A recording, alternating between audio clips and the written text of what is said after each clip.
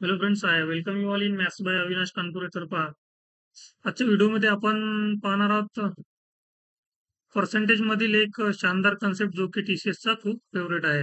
आता हे कोणत्या एक्झामसाठी युजफुल ठरू शकते? ते सरळ सेवा एक्झाम जेवढ्याही आहे टीसीएस आणि आयबीपीएस घेत आहेत त्या सर्वांसाठी हे युजफुल ठरू शकते. आणि पोलीस भरतीवाल्या विद्यार्थ्यांसाठी पण हे खूप युजफुल ठरू शकते पहा.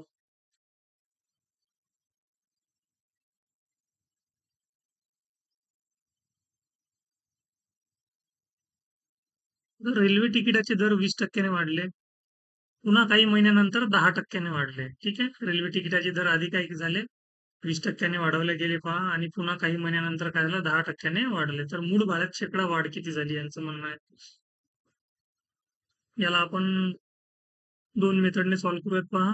आता जर तिकिटाची किंमत जर 100 रुपये असेल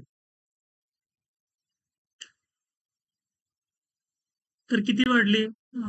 पहिल्या महिन्यात किती वाढली समजा, हे 20% वाढली म्हणजे 120% झाली. पुन्हा नेक्स्ट किती वाढली? 10% वाढली म्हणजे किती? 110% झाली. ठीक आहे. आता याला सॉल्व्ह करायचं म्हटलं तर हे दोन झिरो आणि हे दोन झिरो कॅन्सल, हा झिरो आणि हे दोन झिरो कॅन्सल. मग 12 गुणिला 11 किती होतील? आपले 11 दुनी 22 दोन, आजच्या दोन, 11 एक 11, 11 आणि दोन 13, 132. म्हणजे 100 रुपये रेल्वेचं तिकीट होतं, आता किती झालं? 132. म्हणजे किती वाढला? 100 वर 32 वाढले. किती वाढले? +32. आणि 100 वर जर काही एखादी संख्या वाढत असेल तर तेच आपलं काय असते? पर्सेंटेज असते. आणि ऑप्शन सी आपलं काय आन्सर आहे पहा. आता याला दुसऱ्या मेथडने आपण कसं सॉल्व्ह करू शकतो? इथं 20% आणि 10% आहे म्हणून ठीक आहे. त्याच्या जागी जर समजा 16.66% किंवा 33.33% असते तर मग आपण असं सॉल्व्ह नसतं करू शकलो. ठीक आहे. मग आता याला सॉल्व्ह करायचं काय? दुसरी मेथड काय आहे?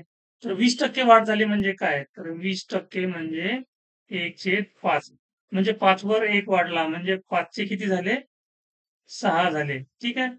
आता 10% पुन्हा वाढले म्हणजे काय? 10% वाढले म्हणजे काय झाले? तर 10 वर किती? 1 वाढला म्हणजेच 10 चे किती झाले? 11 झाले. ठीक आहे. याचा सरळ सरळ काय करायचा? मल्टिप्लाय करायचा, गुणाकार करायचा. म्हणजे हे झाले 11 × 7 = 66 आणि 10 × 5 = 50. ठीक आहे. म्हणजे आधी किती होती तिकिटाची दर? 50. तर नंतर किती झाली? 2 वेळा वाढवल्यानंतर 66. आता मी काय करतो? किती वाढले पहा इथं. आपण याला 2 ने मल्टिप्लाय करून 100 सोबतही कंपेअर करू शकतो.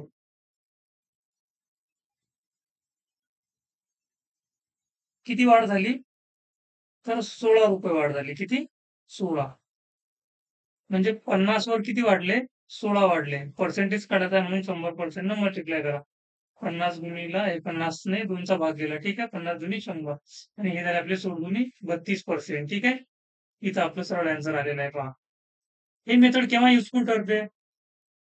आता मी तुम्हाला हे याचा डेटा चेंज करून दाखवतो. आपला आन्सर इथं पण या केसमध्ये पण 32 आलेला आहे सेम. मेथड कोणतीही वापरा, आन्सर चेंज होणार नाहीये पहा. आता मी जर इथं जर डेटा जर बदलला,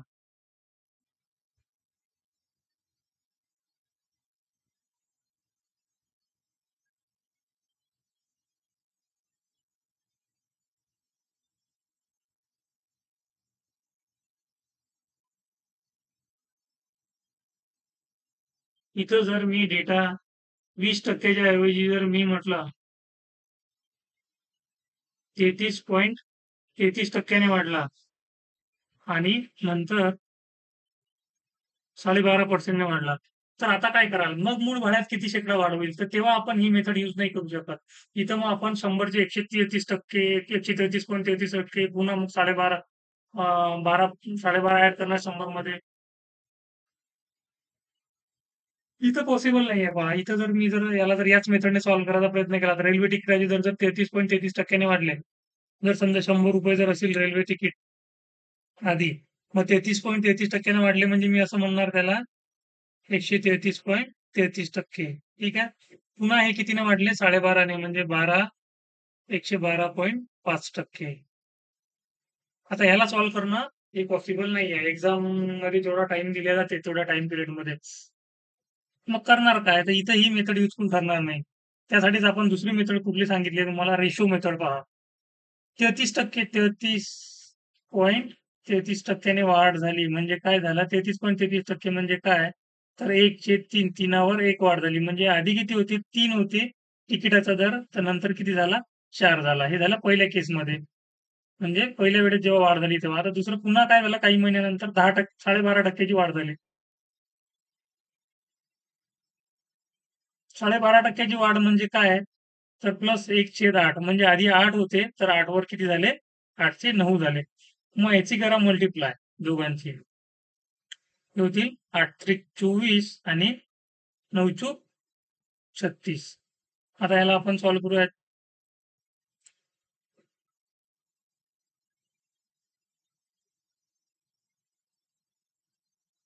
3 चा भाग जर दिला, 6 चा जर भाग दिला, तर 6 चोक 24 आणि हे 6 36 किंवा 12चाही आपण सरळ देऊ शकतो इथं.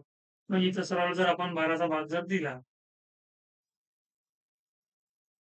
12 दुनी 24 आणि हे 12 त्रिक 36 म्हणजे ₹2 ची वस्तू ₹3 विकली. ₹2 ची वस्तू 3 हे 2 ची वस्तू होती, तिकीट 2चं होतं. आता प्राइस किती झाली? 2 वेळा प्राइसेस वाढवल्यानंतर ₹3 तिकिटाची किंमत झाली. म्हणजे बेस येईल इथं आपला 2 त्याच्यावर तिकीटाची प्राइस किती वाढली? तर 1 युनिट वाढली. ठीक आहे. 1 युनिट वाढली. आणि याचंच पर्सेंटेज काढायचं आहे म्हणून 100% ने मल्टिप्लाय करा. आता मी तर हे किती होतील? 2 ने भाग द्या इथं. 2 पंचे 10 50 म्हणजे 50% ठीक आहे. तर मूळ भाड्यात शेकडा वाढ किती झाली? 50% झाली. जर हा जो चेंज झालेला डेटा जो आहे आपला, जर हा डेटा 33.33% आणि 12.5% असा जर असेल, तर आपला ॲन्सर किती आलं? 50% आलं पहा. म्हणजे आपल्याला एका क्वेशनला सॉल्व्ह करायचे 2-3 मेथड आपल्याला माहीत पाहिजे असतात. तेव्हाच कुठं आपण त्या एक्झाम पॉइंट ऑफ व्ह्यूने एक्झाममध्ये एक्झाममध्ये आपल्याला कोणती मेथड यूज करायची आहे, हे आपल्याला तिथं क्वेशन पाहता बरोबर, डेटा पाहता बरोबर आपल्याला समजलं पाहिजे. जर आपल्याला आपण जर समजा आता इथं जर समजा डेटा असा दिलेला आहे डेसिमलमध्ये म्हणजे स्टँडर्ड फ्रॅक्शन दिलेले आहेत आणि आपण जर ही मेथड वापरू आलो, तर ते शक्य नाही आहे बघा तिथं कॅल्क्युलेशन करणं. म्हणून ही जी मेथड आहे रेशो मेथडची ही इथं बेस्ट मेथड ठरते. ठीक आहे.